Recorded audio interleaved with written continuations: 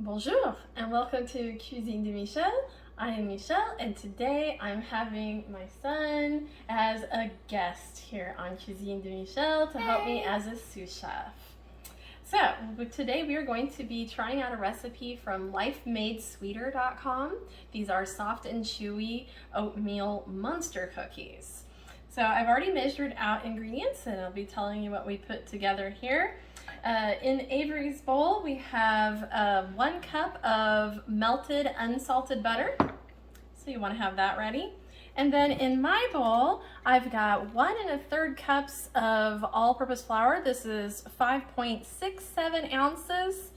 I always measure mine by ounces.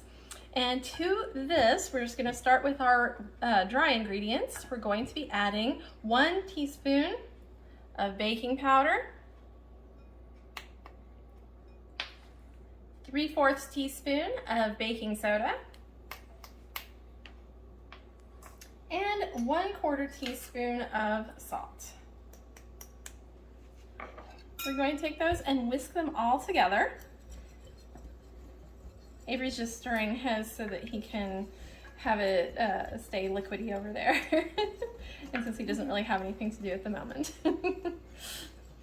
So now that I've got my dry ingredients whisked together, I'm also going to be adding in 3 1/4 cups of quick oats. Do not use old-fashioned, it has to be quick oats. They should be the nice small version here. So we're gonna put that in, and I'm gonna whisk that together.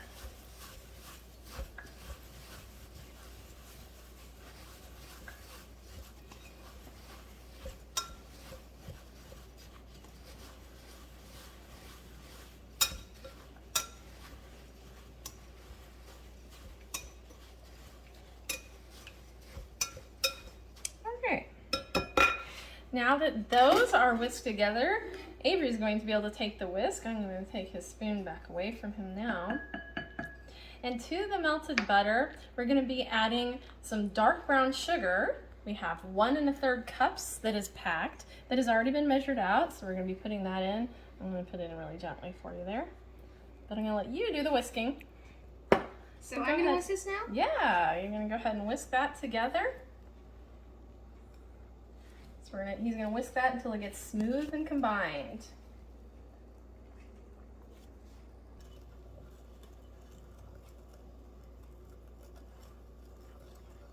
Nice. All right, that's looking like it's coming together really well. Go ahead and stir it just a little bit more. And now we're going to go ahead and mix in some vanilla extract. We're going to be putting in, I believe, 2 teaspoons of the vanilla extract. I want to make sure I was putting the right amount.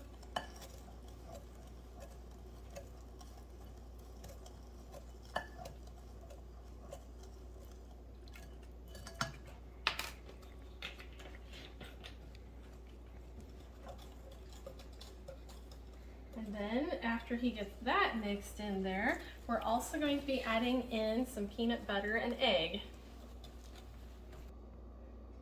Okay, so now we're going to be putting in the peanut butter. This is 3/4 cup of smooth peanut butter.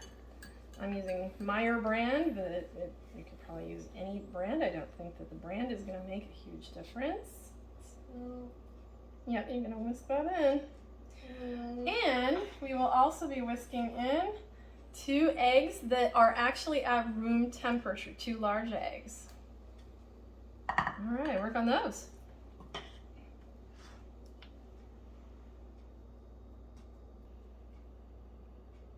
Okay, so now that he's got this all whisked together, we're going to pour the wet ingredients into the dry ingredients. Hold that up for me.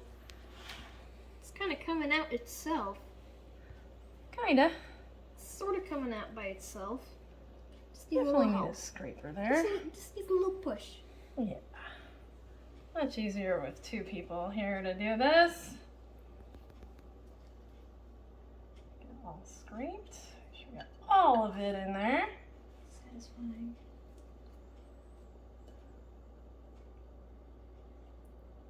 That's about it. It smells good. So now we're going to use a wooden spoon to stir the wet into the dry. want to do that. Go ahead. Whoa. Oh, okay. I'm not used to using the smaller handle. I got used to the whisk. Okay, now we're to the final part here. We're mixing in our chocolate chips and our M&M's minis. The chocolate chips are, oops, in the recipe they have white chocolate chips, but don't really prefer white chocolate chips, so we're gonna use semi-sweet. And of course the M&M minis are the M&M minis. So go ahead and pour those in for me, sous chef. So say, oui, chef. And then measure that while I stir these in.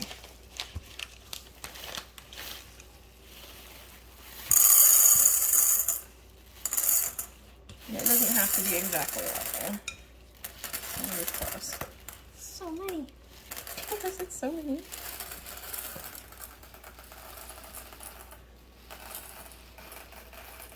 I'm being careful because I feel like a bunch of them are going to spill out onto the counter and onto the floor. Okay, go ahead and add those in.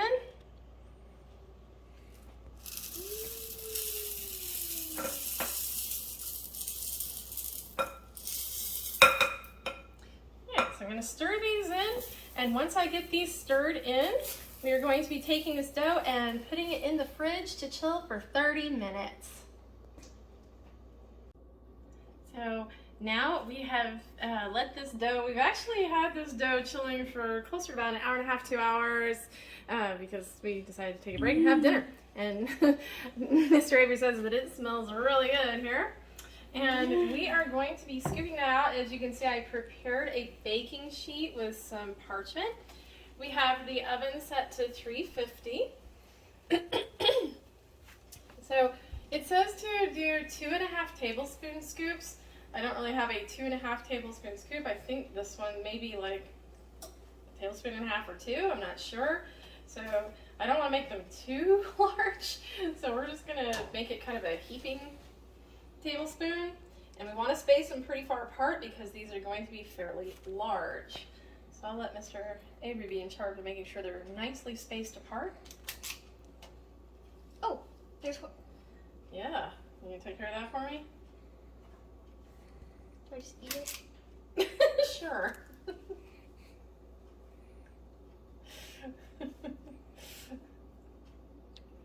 All right.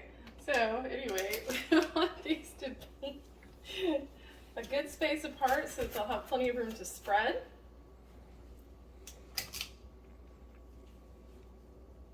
How are they looking? Am I spacing them well? The distance between these is longer than the distance between these, I've noticed. Okay.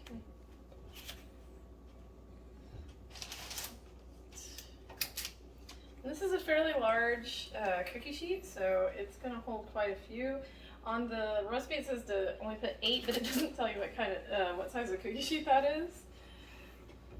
But this one kind of being extra large, I'm sure we can probably fit 9 and not worry about it too much. All right, those look pretty well spaced out to me. What do you think, Guy? That looks pretty good. All right, so now we are going to be putting these in the oven. Are you ready to put these in the oven? Would you like to open the oven for me?